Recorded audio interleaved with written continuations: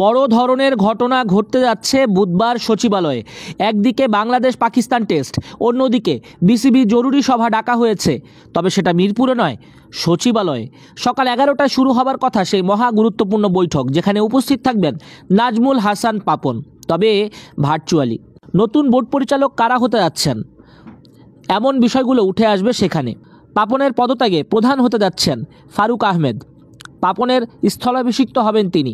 এছাড়া পুনর্গঠন পরিকল্পনায় পরিচালকের দৌড়ে রয়েছেন তামিম ইকবাল, নাজমুল আবেদিন ফাহিম, সৈয়দ আশরাফুল হক, পাইলট মোহাম্মদ রফিক সহ আরও বেশ কজন। বিসিবি পরিচালকদের মধ্যে কেউ কেউ সশরীরে, আবার কেউ ভার্চুয়ালি যোগ দেবেন। এদের মধ্যে পাপন পদত্যাগ করার সাথে সাথে বেশ কজন শীর্ষ পরিচালকও পদত্যাগ করবেন। ঘটনা হলো, আইসিসির আতশি কাচের নিচে আছে বিসিবির এই সভা। কোনোভাবে যদি তারা বুঝতে পারে রাজনৈতিক হস্তক্ষেপ হচ্ছে, সরকার থেকে চাপ দেওয়া হচ্ছে, তাহলে নিষিদ্ধ হয়ে যাবে বাংলাদেশ ক্রিকেট। তাই যতটা বিতর্ক মুক্ত রাখা যায় এই কমিটি, আগের বোর্ডের পরিচালকদের মধ্যে ব্যালেন্স করে বর্তমানে কিছু যোগ করে, সেটাই শ্রেয়। এদিকে বাংলাদেশ পাকিস্তান টেস্ট শুরু।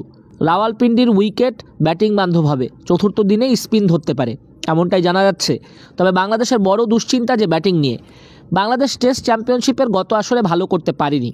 9 দলের লড়াইয়ে 9 থেকে শেষ করেছিল। এবারে চক্রে শুরুটা ভালো হলেও পথ হারায় বাংলাদেশ। পাকিস্তান সিরিজ দিয়ে ঘুরে দাঁড়ানোর আশা শান্ত বলেন, টেস্ট চ্যাম্পিয়নশিপে আমরা নিউজিল্যান্ডের বিপক্ষে ভালো শুরু করেছিলাম, কিন্তু শ্রীলঙ্কার বিপক্ষে ভালো হয়নি। এবার পাকিস্তানের বিপক্ষে ভালো খেলার সুযোগ আছে। ব্যাটিংয়ে ভালো করতে হলে নাজমুল শান্তকে দায়িত্ব নিতে হবে। দলের অধিনায়ক, তিনি আবার ব্যাটিং করেন টপ অর্ডারে। শান্ত জানান, ব্যাটসম্যান হিসেবে সবসময় ভালো করার চিন্তা থাকে, সেজন্য বেশ কিছু বিষয় নিয়ে কাজ করেন তিনি।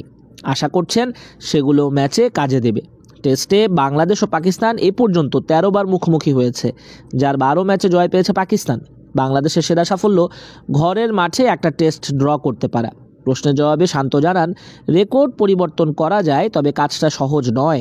বাংলাদেশের এবারের দলটা ভারসাম্যপূর্ণ, খেলোয়াড়রা আত্মবিশ্বাসী, তিনি তাই ভালো ফলের আশা করছেন। রাওয়ালপিন্ডি টেস্টে টস গুরুত্বপূর্ণ হয়ে উঠতে পারে, বাংলাদেশের অধিনায়ক সেটিও স্বীকার করেন। টস এখানে খুব গুরুত্বপূর্ণ। আমার মতে ক্রিকেটাররা ব্যাটিং বোলিংয়ের জন্য তৈরি আছে, তবে ব্যক্তিগতভাবে আমি টস নিয়ে বেশি ভাবছি না। ক্রিকেটার হিসেবে সব পরিস্থিতির জন্য আমাদের প্রস্তুত থাকতে হবে। সিরিজের আগে মুশফিকুর রহিমের চোটের খবর পাওয়া যায়। ইনজুরির কারণে মাহমুদুল হাসান জয় ছিটকেই গেছেন, তবে শান্ত শোনালেন আশার বাণী। বেশিরভাগ ক্রিকেটার এখন ফিট আছে, প্রথম ম্যাচের জন্য অ্যাভেলেবেল আছেন মুশফিকুর রহিম। জয়ের কিছুটা অস্বস্তি ছিল, আমরা ম্যাচের দিন ঠিক করব কে খেলবে। পাকিস্তানের একাদশে 5 ব্যাটারের সঙ্গে 2 অলরাউন্ডারকে নেওয়া হয়েছে। 2 অলরাউন্ডার হচ্ছেন সৌদ শাকিল ও সালমান আলী আগা।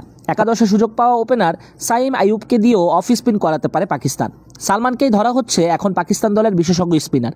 দলটির দীর্ঘ সংস্করণের কোচ জেসন গিলিস্পিকেও তাকে বিশেষজ্ঞ স্পিনারের স্বীকৃতি দিয়েছেন। বাংলাদেশ প্রথম টেস্ট যেখানে খেলবে, দ্বিতীয় টেস্ট সেখানেই খেলবে। পাকিস্তানের একাদশে রয়েছেন শান মাসুদ, সৌদ শাকিল, আবদুল্লাহ শফিক, বাবর আজম, খুররাম শেহজাদ, মোহাম্মদ আলী, মোহাম্মদ রিজওয়ান, নাসিম শাহ, সাইম আইয়ুব, আগা সালমান ও শাহিন আফ্রিদি।